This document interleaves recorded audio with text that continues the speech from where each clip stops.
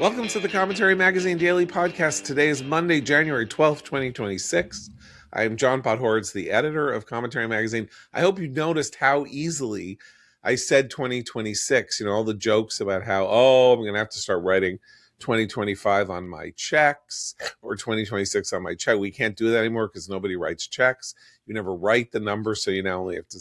So I think I deserve some credit for not saying 2025 and saying 2020, although I just did say 2025 instead of 2026. Anyway, it is 2026, and we are all here. I'm John Podhoretz, the editor of Commentary Magazine. With me, as always, executive editor Abe Greenwald. Hi, Abe.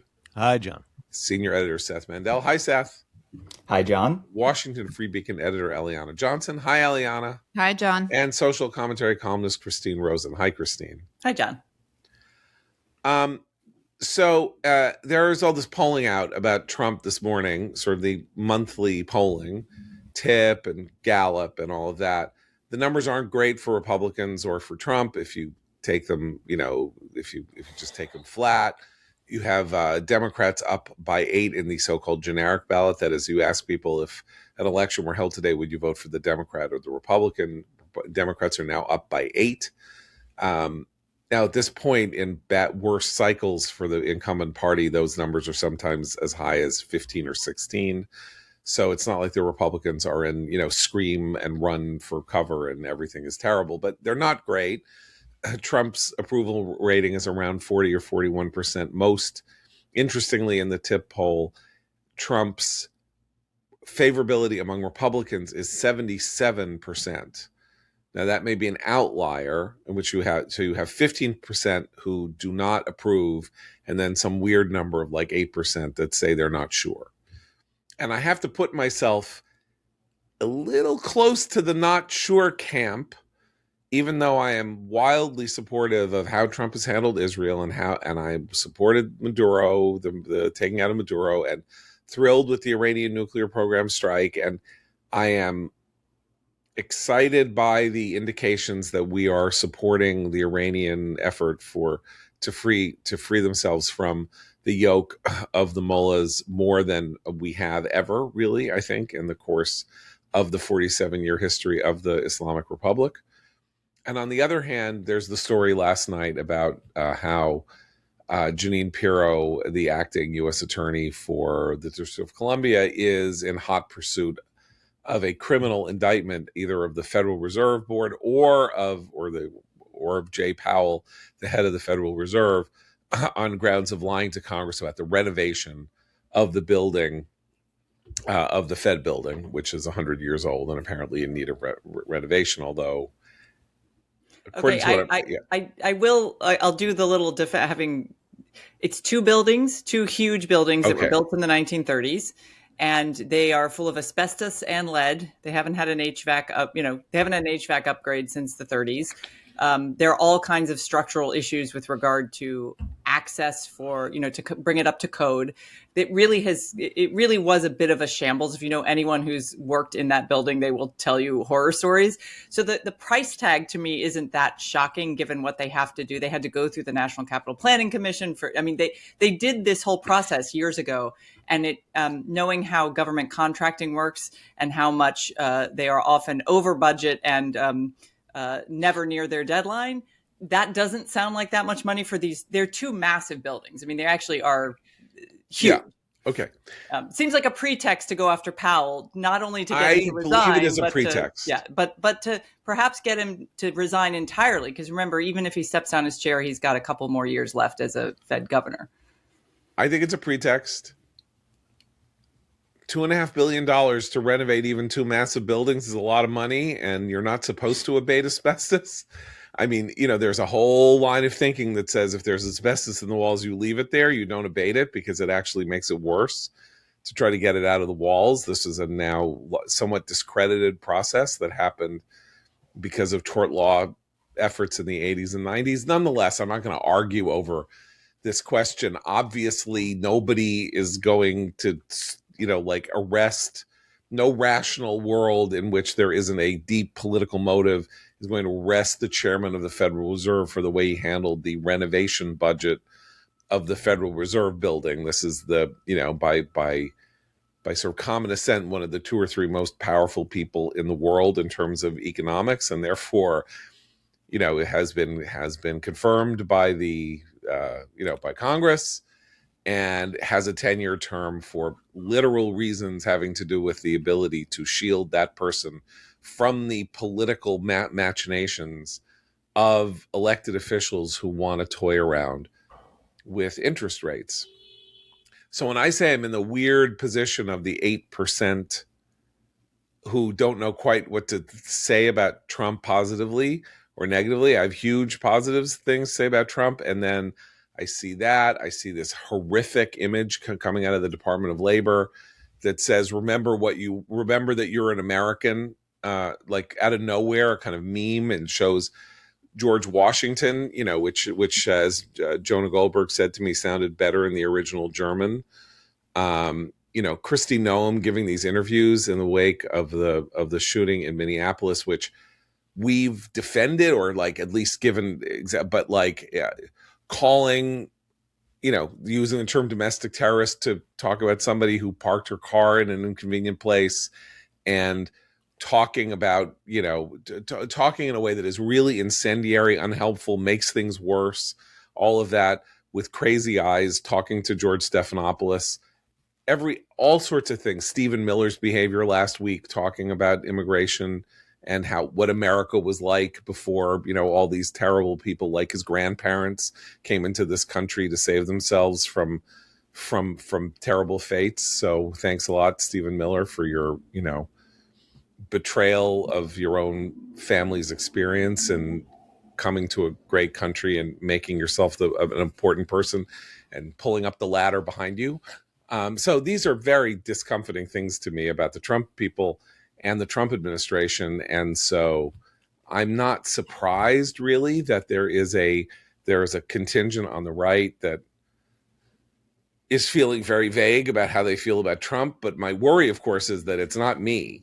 I'm not representative, that the 20% or so that don't like Trump are Tucker people, are Candace people, don't like him because he's not racist enough, he's not anti-Semitic enough, he's not, fascist enough or whatever. And so that I don't know the answer to that question.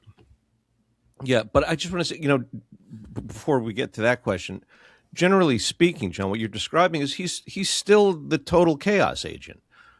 He's gotten a lot done, and there's a lot that he's done that we approve of, and in some sense, that amazingly has to some degree overshadowed the chaos he creates, at least for us at times.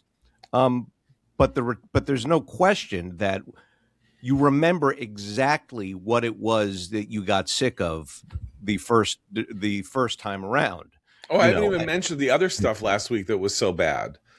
Announcing that he wants credit card companies to hold their interest rates at 10%, which is unbelievably bad policy, is preposterous, because the reason the credit card rates are 25 to 30% is not because people are being gouged. It's because people like us who pay our bills are covering for the tens of millions of people who default on their credit cards and don't pay them. And so interest rates are higher in order to cover costs for scofflaws as credit is being extended. Maybe they should extend credit, not so much. But, and of course, all interest rates are the result of your holding on, buying things beyond your ability to pay them, and then not paying them off, only paying the interest if you have enough wherewithal to buy a furniture set, and then you can pay it all off in a month. You're not paying any interest on it at all. You're just using the card in lieu of a check.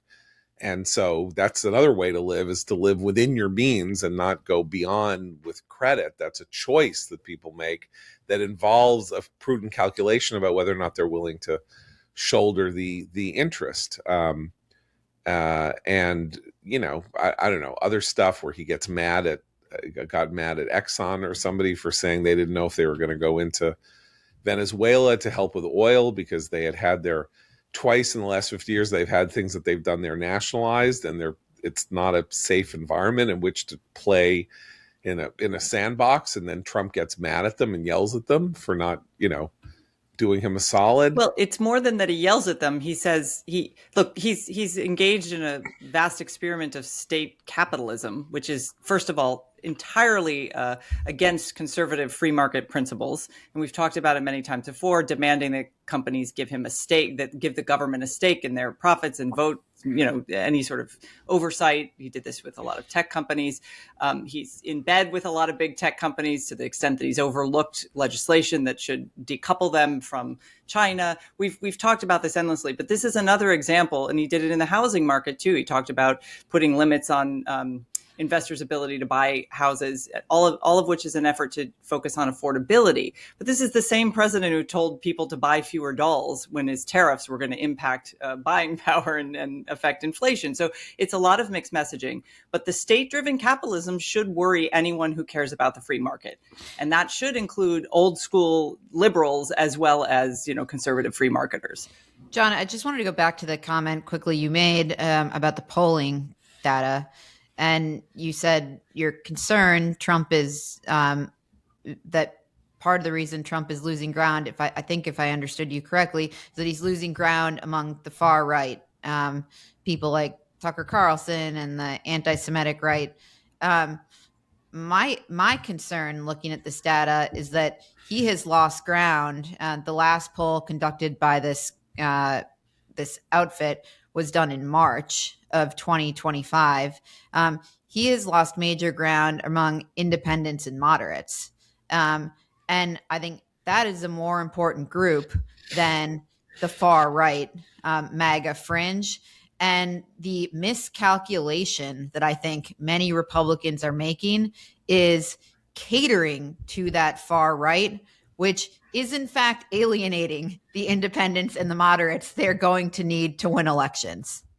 I mean, I think that's a really good point. And we also have, my point here is that we're still talking 20 to 25%, right? And we did have the polling that Matt Continetti highlighted in his column last week for Free Expression, the new Wall Street Journal vertical from the Vandenberg Coalition, about how resolute Republicans are in vast majorities about the state of Israel, about their views of Jews, about foreign policy and the belief in the projection of American power, meaning 70, 75%, 80% are where I would want them to be for my own comfort as a Jew and as an American who believes that the United States is a force for good in the world. But there is still that 20%. Now, 20%, you can get 20% of anybody to believe anything, right? That's the classic joke. They'll believe that, you're their neighbor is a Martian. They'll believe that, the world is flat. I don't even know where the polling is on the world being flat. It's always higher than if you ask the question, it's always higher than you think it is, than you think it's going to be. So, I mean, that just may be just an artifact of the fact that people just say no to other stuff. And then it's not important, but the knock-on effects of Trump seeming to be associated and not dissociating himself harshly and strongly enough from those opinions may have practical electoral consequences for Republicans down the line in what is looking to be a difficult year. For Republicans, A, it's a midterm and they're the party in power, so that's always bad. And B, some of these other numbers that look, well, and this is why we're seeing his numbers declined. His numbers among independents declined 9 points between March and this January poll, which is a larger decline than he saw among Democrats or Republicans. So it was a big drop. I would attribute that to people's perception of their economic situation, not to Trump's failure to distance himself from fringe views, which I can't. I think it was in his interview with the New York Times. He actually did draw, a starker line than some of his allies have drawn on this. But the numbers, if I were Republicans or in this administration, or certainly were I planning to run for office running for office in 2026 or looking at a 2028 run, those are numbers I would be looking at carefully. The other weird thing about the Powell, I mean, just to bounce around because we're talking about some of these numbers, and the question of whether Americans, what we're having here is yet another classic example of what was really extreme in the Biden case, which is that Trump wants people to think that the economy is good because that helps him. So he talks up the economy, and that doesn't work because people know in their marrow and in their bones and in their daily lives what the economy is like for them. And no amount of words from the top are going to affect their sense of whether or not they're better off than they were 3 months ago, whether they're spending more or less money on the goods that they need on a weekly basis to feed their families and all of that. Like, there's no propaganda is not going to help that.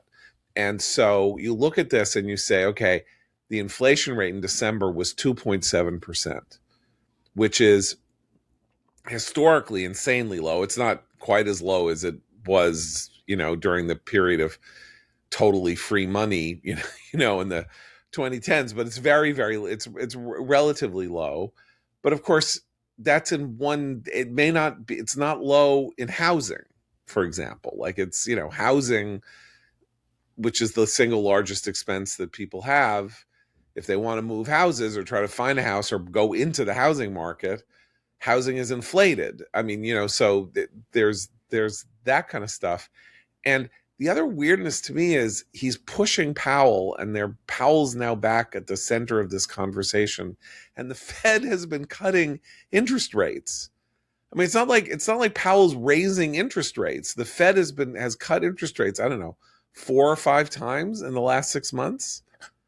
Now, it's little bits, right? But he's not 25 basis points. He's not attacking on the specifics of interest rate cuts or not. He's attacking the independence of the Fed. And I think that's pretty clear. And I think it's heartening to hear like Tom Tillis and other senators push back a bit and say, look, that's fine. You're going to investigate Powell. We're not going to, you want to nominate, he resigns or whatnot. We're not going to consider a new nominee until all this is settled. Or, the Republicans in Congress and the senators did this as well with the war powers resolution that recently happened with regard to Venezuela. They're starting to push back on that. And that's commendable. That's exactly how our system is supposed to work. That is a deeply frustrating proposition for someone like Donald Trump, who doesn't think those norms should apply to him. We know this. That's how his first term was like this, and his second term is like this as well. But the economic point that Eliana makes is really important, because what he's doing is similar. It reminds me a bit of some of the economic gimmicks and rhetoric that we saw from the Biden administration, where they would tell you, your Thanksgiving turkey is $1 cheaper this year. The job growth is slow, and only in certain sectors. Inflation is, better than it was, as you note, but there is still a general malaise about how the economy is moving forward, and a lot of anxiety about future jobs and future job prospects. So I think he hasn't really spoken to those. Instead, throwing out these credit card and home ideas, that's not going to fly for most people. I mean, it's just very unbalanced when we talk about the economy. Like, the stock market is on this historic run. It's going to hit 50,000. Half of this country doesn't own stock, though. That's the problem. Half the country doesn't own stock. And B, the entire market growth is being driven by a single industry.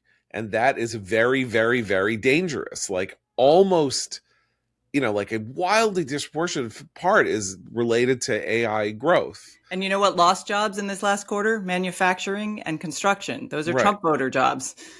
Right. Although there is, again, in this unbalanced way, there is serious construction work going on in the world of AI. That is these construction and the employment in these data centers, these massive energy gobbling facilities that have to power the use of the, AI generators that just eat up an astounding amount of energy if you happen to be in the right place at the right time where they're building one, even though this is the new Walmart, right? Like, everybody in kind of liberal economics land thinks the data centers are evil because, they're big and they employ a lot of people. So obviously they're just terrible. But they do drive up energy prices for average people in the area. My energy prices have skyrocketed because of Northern Virginia's new data center. So it does, it leads to a which sense is of why inflation. he wants the oil. He wants to take the oil in Venezuela.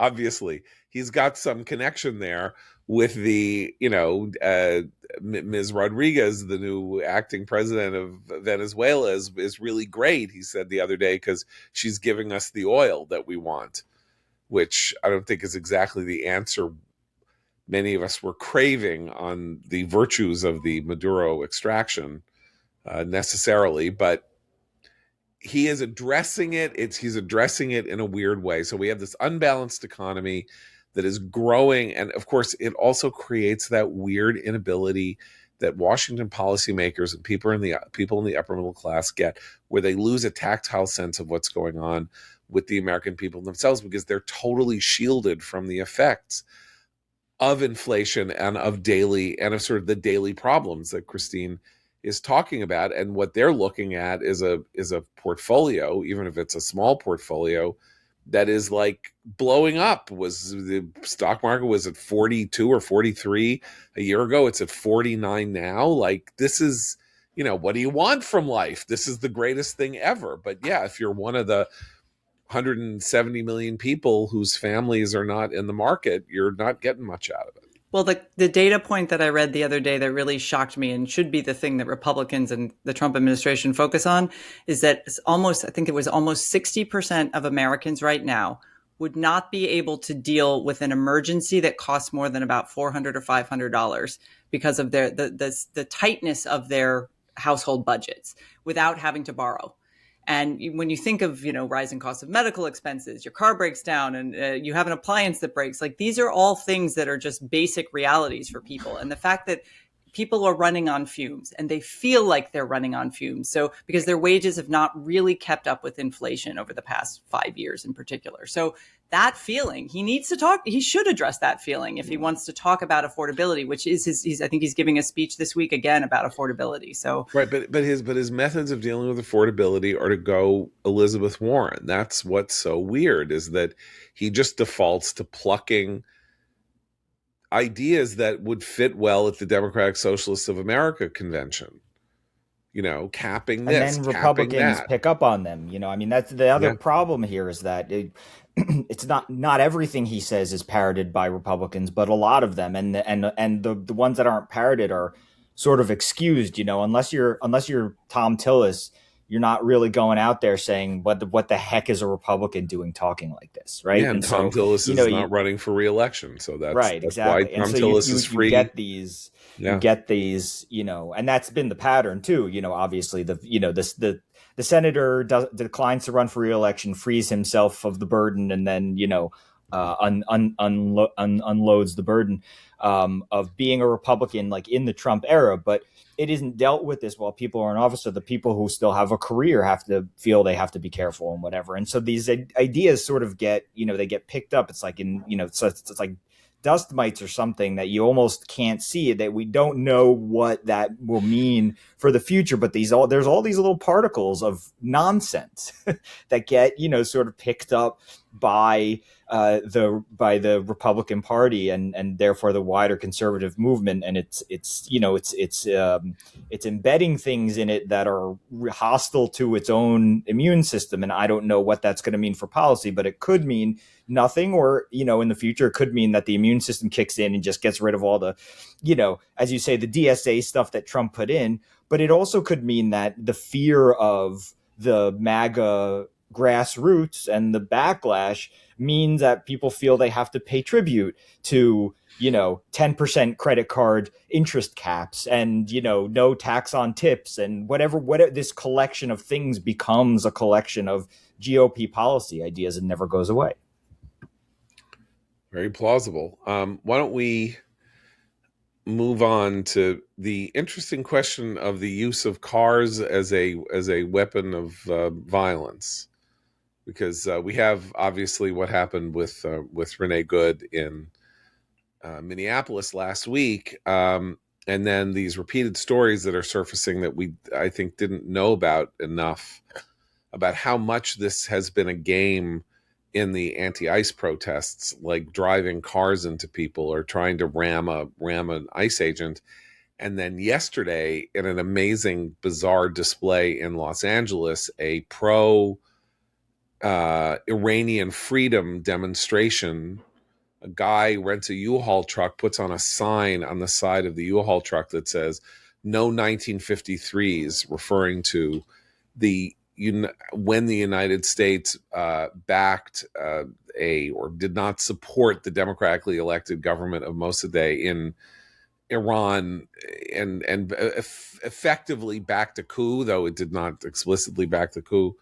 And so this guy takes this U-Haul, puts an anti, sort of like, let's change the regime in Iran sign on his van, and then drives the van into the protest.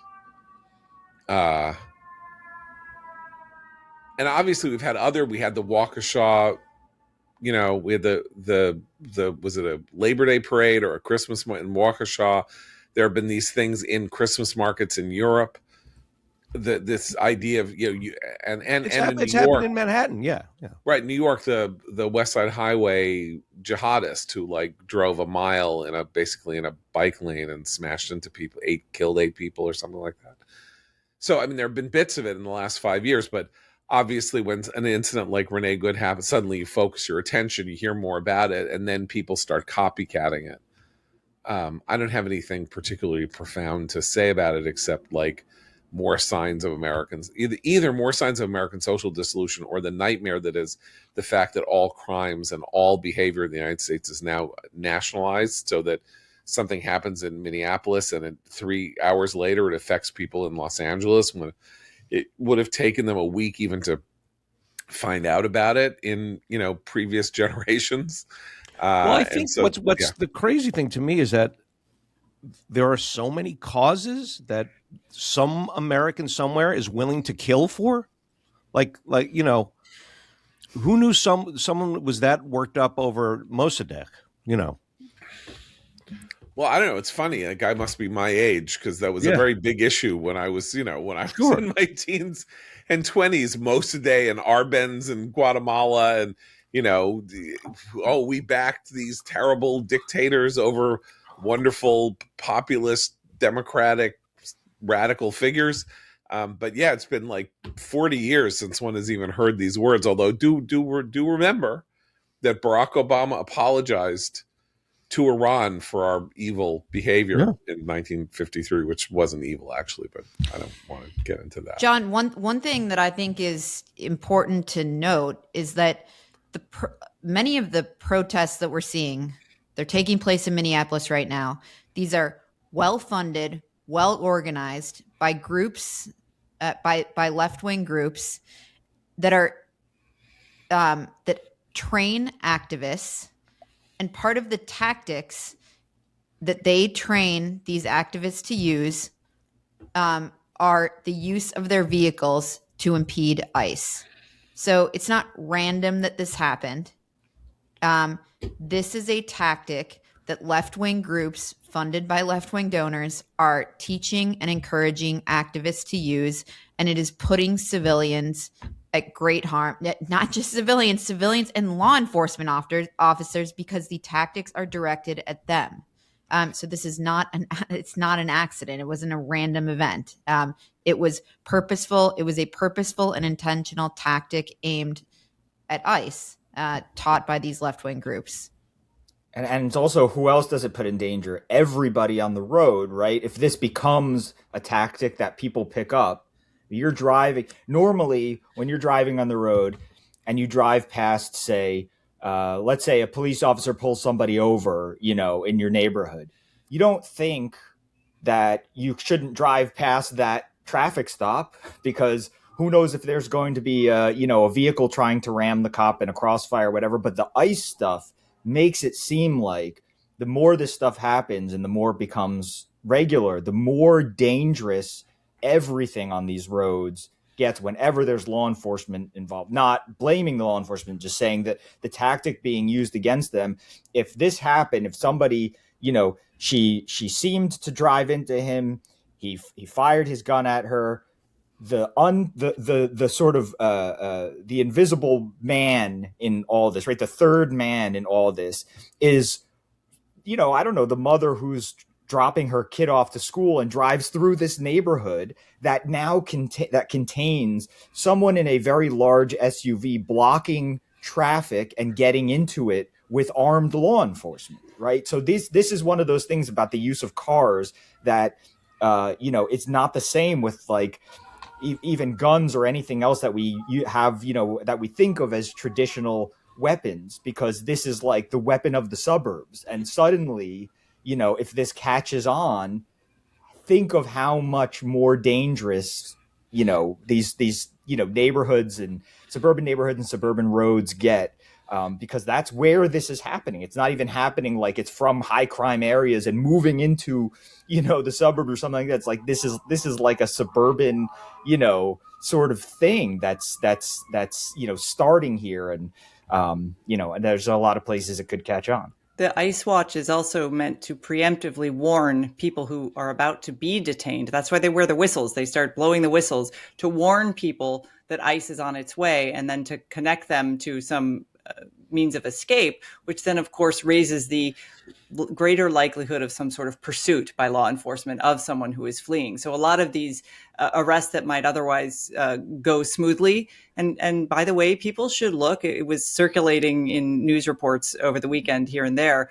They should look at some of the people who ICE has detained in the Minneapolis area, and for what crimes: child rape, assault, murder, all kinds of pretty terrible things. So it's not, again, I know the imagery and the tactics are something that I think people should debate in a democracy, as to whether or not we want ICE on the streets of suburbs enforcing the law in this way. But that idea that these organized activists are not just trying to prevent ICE when it arrives, but to warn people, some of whom are actually dangerous criminals, of impending arrest or detainment, that also creates a heightened environment where things are likely to spin into some sort of tragedy like we saw last week.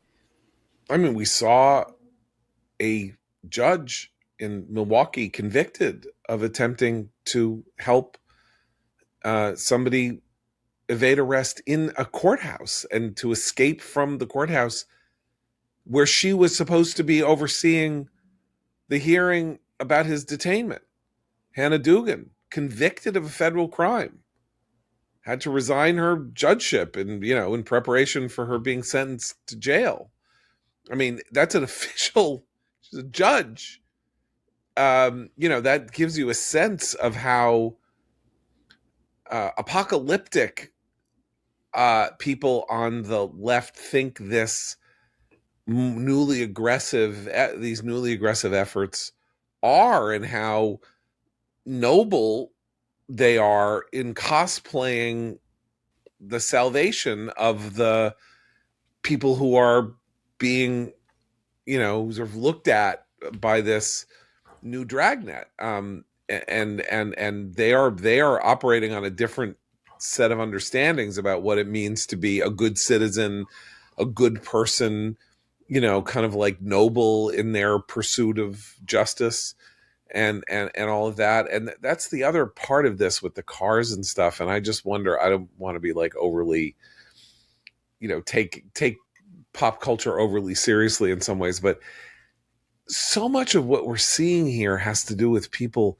who seem to have ideas about what happens when you're confronting law enforcement, or what happens when you're in a car, what cars do and how they work, and what that are like out of movies that make it appear as though people survive being hit by cars like it's nothing, or cars fly in the air and land 60 feet later and then they drive off. The sort of these magical, that cars are magic, human beings are because the plot of the movie that they're watching requires that they show somebody in danger, that person gets hit by a car, but then he gets up. So you know what? Maybe who knows what split second idea there is in Renee Good's head about how, well, it's not going to matter if I hit him with my car because he'll bounce up like a bozo, punching bag,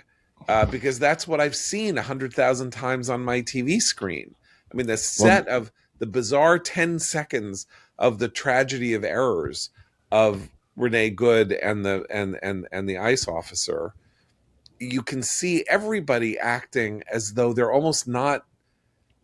The S didn't get real until suddenly it got realer than anything has ever been real. Right. So that's the thing about the cosplaying. Right after this happened with Renee Good, I got a text from a friend who's in the IDF, and he said, what hit me about this was the cosplaying, like without putting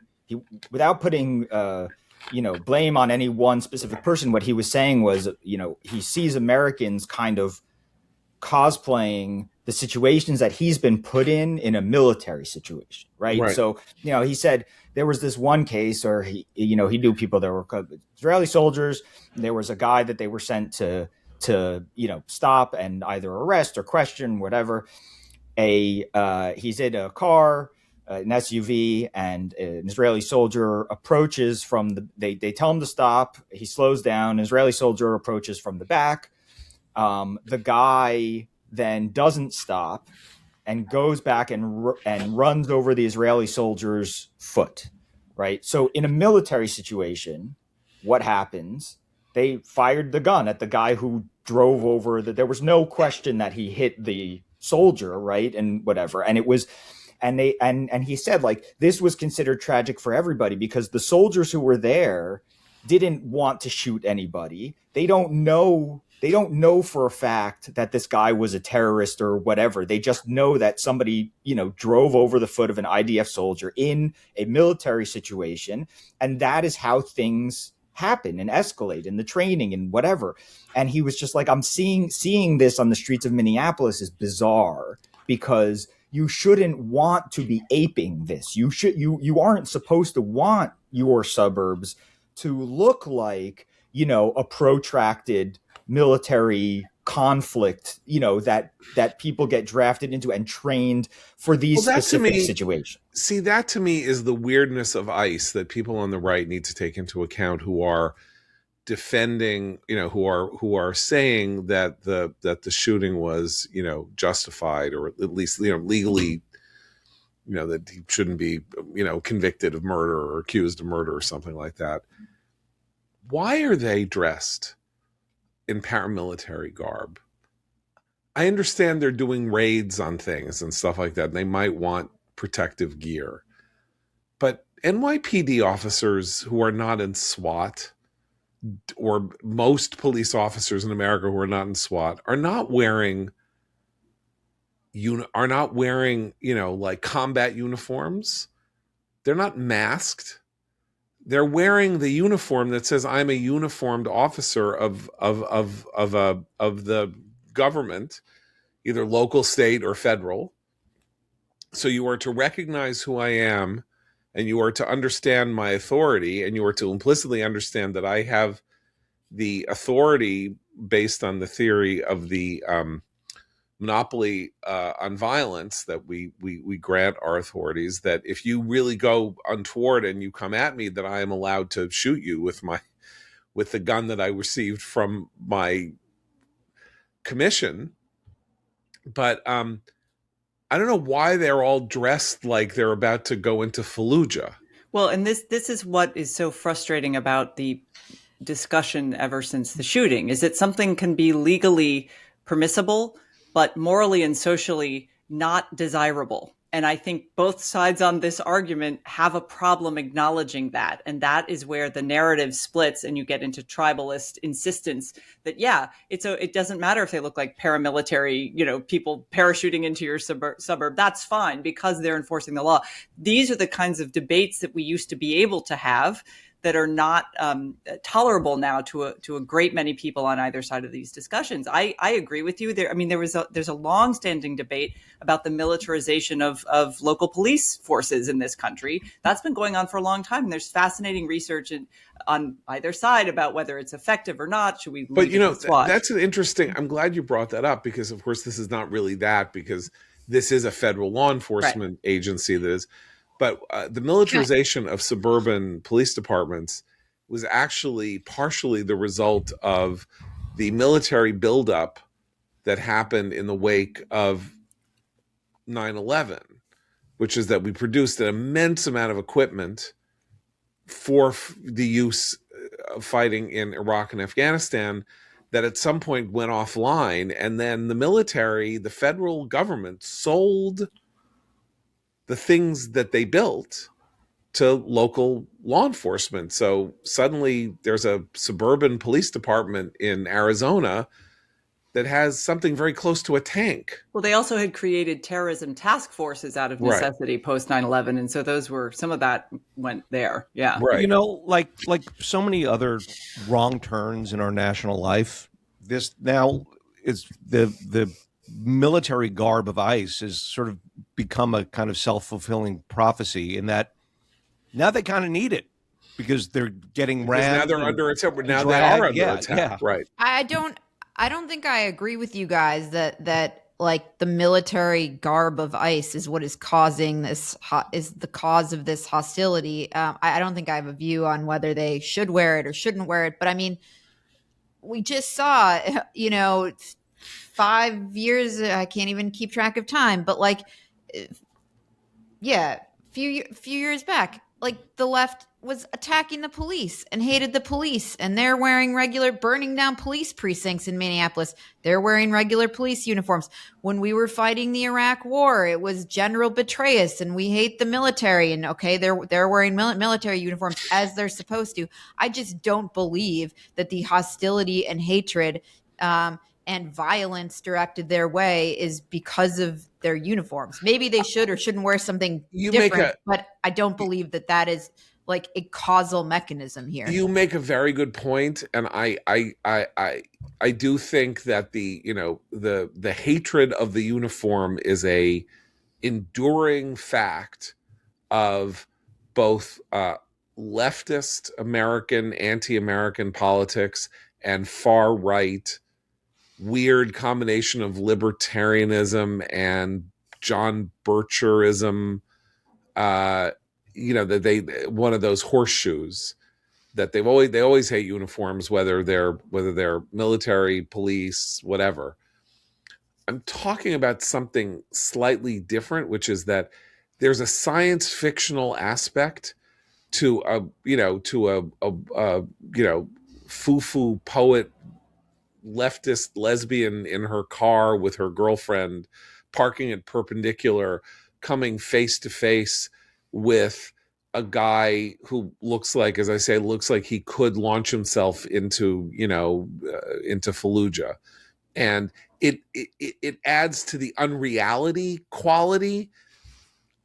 I don't know. This is like a cultural analysis that has literally no evidence behind it. So I'm just spewing it out as a kind of thought experiment. But if what we need is for people to grasp that the government has changed, is newly aggressive toward dealing with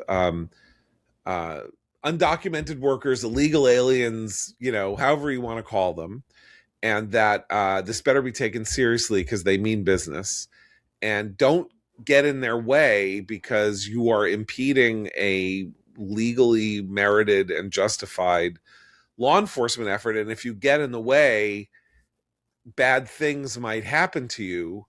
But if it looks like you're playing the game Fallout or Call of Duty and not like what actually happens in the real world, your ability to discern fantasy from reality is impeded in that moment. Again, this is just nonsense, and I'm willing to entertain that it's nonsense. But when you watch that over and over again, the bizarreness of the absolutely anodyne nature of the vehicle that Renee Good was driving, and the two masked cops, screaming at her and then taking out the gun and all this, it's doesn't feel real in some weird way.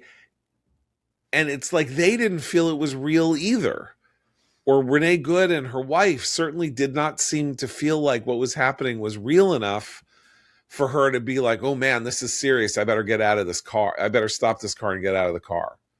This guy is not kidding around. She was like, he's kidding around. Whatever, I'll just drive off. What's he going to do to me? Again, not necessarily a defense of him or her or anything like that. It's just like, how do you analyze this situation that happens in this 5, 6, 7 second window?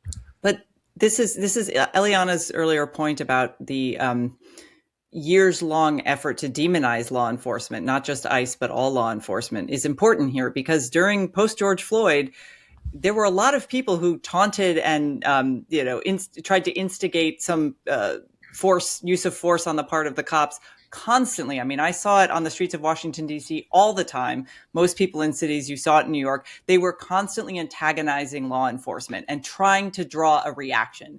And almost every time those cops tried not to do that. And when there were arrests made because there was some sort of law breaking or some, mob-like scene started to happen, then there was this intense overreaction to law enforcement doing the very basics of crowd control and public safety techniques. So that, I think, if you're someone who's even mildly on the left, that's the cultural attitude you've had about law enforcement. And the reason she might have shrugged and thought, oh, what's he going to do to me, is that she didn't think he would do anything to her, because especially if they're very online and very much part of this culture, stuff didn't happen to most of those people. That cops were attacked a lot in the post-George Floyd era, and no one was prosecuted for those crimes. So I think maybe there is a sense of permissibility among them that is now, they're shocked. They really are surprised. And if she knew anything or thought anything, what she should have known is that if she got out of that car, she was going to be placed under arrest. That is the failure of the Minnesota, Minneapolis elected officials, I think, to drive home that this is dangerous. If you're going to get up in these people's faces and you're going, that impeding law enforcement is dangerous. Don't do this. There's a way to peacefully protest, but this is not it. You're putting your life at risk. But I mean, to Christine's point, it wasn't dangerous for years, in all sorts of contexts. But they should know, okay, they're in charge. They're in charge of the Minneapolis Police Department and local police officials, but they should know when they're waging war on the feds that federal officials are likely to behave differently, and that when they're encouraging their local residents to protest them, they are putting them at risk. Oh, I agree. And by the way, cops should behave different. I mean, there needs to be a correction of this sort of the impediment to law enforcement of all types after George Floyd. It's like all cops of all sorts pulled back because they didn't want to get, caught up in another incident that's going to, send people out into the streets. That needs to change, or that is changing, or something. Except it's not changing. I mean, it's going in the other direction in the largest city in the country. The head of Zohran Mamdani's public safety transition team was Tamika Mallory. Tamika Mallory, head of the Women's March, who is a Farrakhanite and an open anti-Semite and a hater of cops, leader of the George Floyd protest, it's literally putting a lunatic in charge of the asylum to have Tamika Mallory as the person that you're looking to help you fill jobs in the realm of public safety. And that's in the largest city in the country. We have the DA of Philadelphia coming out and saying that he'll be happy to indict and throw into jail ICE agents. You have the police chief in Philadelphia. The police chief in Philadelphia. Police chief. Right. Yes. So that's the 5th largest city in the country. Like, this is not going in the right direction. If, Abe, you say we need to go in the right direction. And so obviously there's going to be more. You subsidize something, you get more of it. If you subsidize, as sort of a kind of a war on cops, you're going to get more of a war on cops than we've had so far, which then creates the countermeasure. Like, we're sitting here saying this is terrible, we need countermeasures, but the countermeasure is Kristi Noem saying we're going to put 20 billion more ICE agents with guns in your face.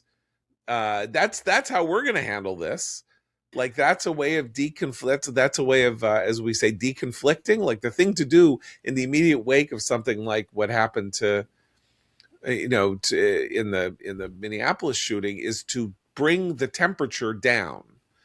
And federal officials have an obligation in terms of the society of our society to turn the temperature down. And of course, the Trump people just turn the temperature up. Well, and she in particular has an obligation because I think she did two things that have made this situation much worse. First is to call it an act of domestic terrorism in the immediate aftermath of it. That was wrong. The second thing is what you say is the justification for sending more ICE agents isn't actually to quell any rioting or protest or danger to the general public. They're claiming it's because they want to arrest more because it's the Somali fraud stuff. And the point there is that most of the people arrested in that and who are being prosecuted for Somali fraud are either American citizens or naturalized citizens. They're not actually under ICE's purview to arrest. So even the justifications for the increase in the ICE presence are wrong-headed. It doesn't make sense. I mean, she's not doing the one thing that is actually in her control to do right now, which is to assure the public that ICE is there to enforce federal immigration law and not to create a kind of culture of fear or anxiety. I think they like the culture of fear. I think they think that's a mark of their power. And that's where they're wrong. And that's where I think the American public, we see it in some early public opinion surveys, they're starting to turn on that idea because that's not what they wanted. They wanted a closed border and they wanted bad guys who'd gotten across that border to be sent back to where they came from. That's what they voted for. And the ability to hold two thoughts in your head is something that the Trump administration clearly does not believe in. You yourself said earlier in this podcast, look at the information that is coming out on who has been arrested in Minneapolis. It justifies a pretty serious and significant effort to, apprehend criminals who are not facing justice because they melt into the civilian population, and ICE has gone after them and arrested them. And yet, on the other hand, ICE is not there as a show of federal power to show everybody that we mean business. That's something but they are now, right? Yeah, they are now. That's the problem. Yeah. That this is how Trump thinks, and he likes that response, but he also likes the idea that there is the flip side of the stuff that he's doing in Venezuela and Iran is that he thinks that way on the domestic front too, right? A show of force. It's something that shows that he means business. Don't mess with, he said on the plane yesterday, the reporter asking him, what's your message, to the Iranians? And he says, oh, you'll find out soon. That also tends to be his message to Americans, right? Not to laugh about it, but it's like he speaks one way, which is, oh, mess with me and, mess with the bull and you'll get the horns. And, there needs to be a kind of differentiating. On the other hand, there is one aspect of this that I feel like is a bigger part of it or a bigger deal than it gets treated as, which is the idea that these sort of citizen, troops are following and tracking law enforcement vehicles around cities with a signal chat and saying, there's one been spotted here, so-and-so's here. If a federal law enforcement official is now not just thinking, is this woman crazy or is she going to run me over? But I've seen this woman 3 times today. She was following me back on Baker Street. And then, out on the highway, she was 2 cars behind me, and he's not making it up, right? There is this idea that you surveil the surveillors. And that to me seems like just something that is a bigger part of this than it's being made out to be. Because what are law enforcement know? They know they're being followed and they're not making it up. Now, sometimes they, are imagining it, and that's not the woman who was following you. But it's like, I don't know. There was a, which Ford Expedition was following me, 2 hours ago. Was it that one? And they're thinking in terms of like, who am I being followed by? There's a signal chat that means people are organizing to impede law enforcement efforts, right? So they go into a town and they now know that there's a distinct possibility that there's a group of these citizens who know who they are and where they are. And that when they go in, instead of, having the element of surprise on somebody that they need to arrest and try to deport because, they raped or killed someone, they're going in with the idea that there might be a blockade to get through. There might be people running interference in the way, and there very well might be people warning that guy who is dangerous because he committed a crime before. Maybe he's armed and now he's being warned and told the cops are on their way. It seems to me that this idea of the citizen brigade is escalating things in the minds of ICE officers in a very understandable way. If you were in that law enforcement position, it's hard to not think about the organized way that, you know, this is happening, and fold that into, it's kind of like, well, if you behave like, you know, I don't want to say these people are behaving like a criminal syndicate, but it's like, that's what the bad guys do to cops. And so the ICE guys are like, you know, they're behaving like the guys, normally people who track us, right, and follow us and run interference for the bad guys are literal bad guys. And now we have to figure out whether it's, you know, suburban mom or the literal bad guys. You know, this just brings to mind something, make a cultural reference. So last night, the Golden Globe Awards were on. It's the first major event of the awards, you know, like nationally televised big event of the awards season. And one battle after another won all the top prizes on what seems to be its inexorable path to winning Best Picture. And I bring this up because this is a movie I think is really quite dazzling. And I am used to being able to separate out my politics and the films or aesthetic experiences that I have. So it is a leftist screed in many ways. And so I don't like that, but it is an incredibly vivid and powerful and funny and clever and unexpected piece of filmmaking. And it's like one of those movies that reminds you what movies can do at their best. And so I am full of praise for it. But I do want to talk about the ending. Paul Thomas Anderson, who's the writer-director, always has a problem ending his movies. His movies often have disastrous endings, like There Will Be Blood had a disastrous ending. Licorice Pizza has, which is another, his last movie, which I think is also wonderful, has a disaster.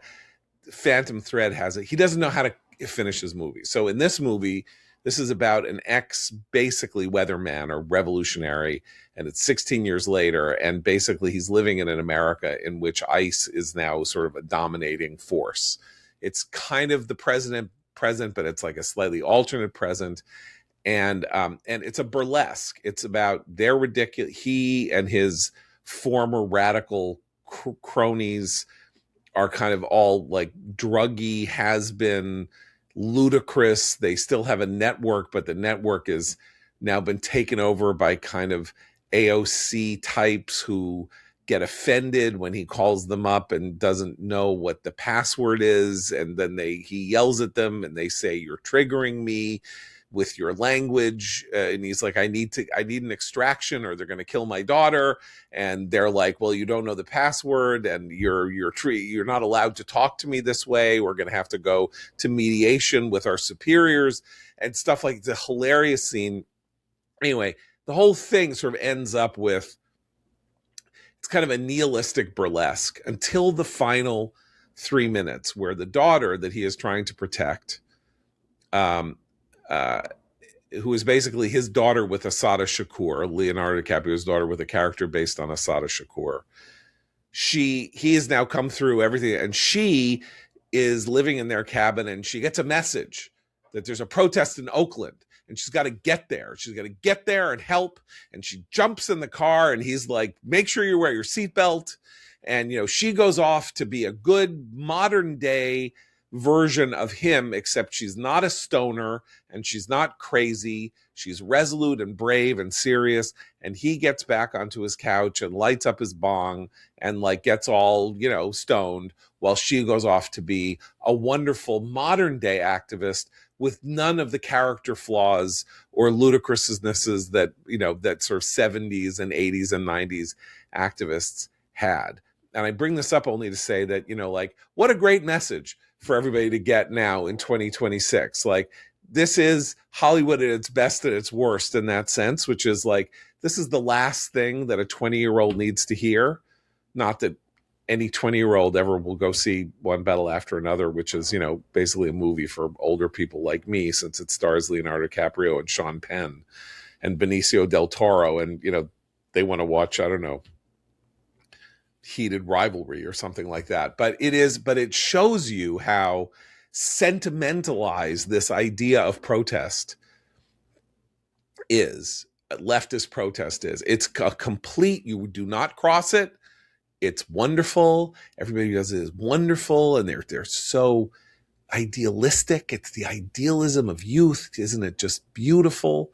And it totally undercuts the satirical quality of the rest of the movie, but maybe that's one of the things that makes it palatable. Whereas Eddington, the other movie about radical cultural conflict in the United States in the 2020s, is really dark and really goes to the very darkest place, and therefore, did not do well. The message that you're talking about isn't aimed at the youth. It's aimed at the generation that wants confirmation of their romanticization of the 60s and stuff. I mean, like Paul Thomas Anderson, who himself is 55 years old. So he's like, I'm too old to do anything. But I'm rich, but you guys go out and fight ICE. Yeah. But that's the thing. It is dangerous if it actually sends the message, and these are the messages of these movies. Their violence has meaning and purpose and is important. And violence against their ideas is always fascism. I mean, that's obviously, it's hyperbole. No, I think that's a perfect summary. But both the old and the young on the left love that message. Like, violence has a use. We know this to be, political violence in particular, to be something that an increasing number of young people think is sometimes justified. Absolutely. Okay, we'll leave it there. Until tomorrow. For Seth, Eliana, Christine, and Abe, I'm John Podhoretz. Keep the candle burning.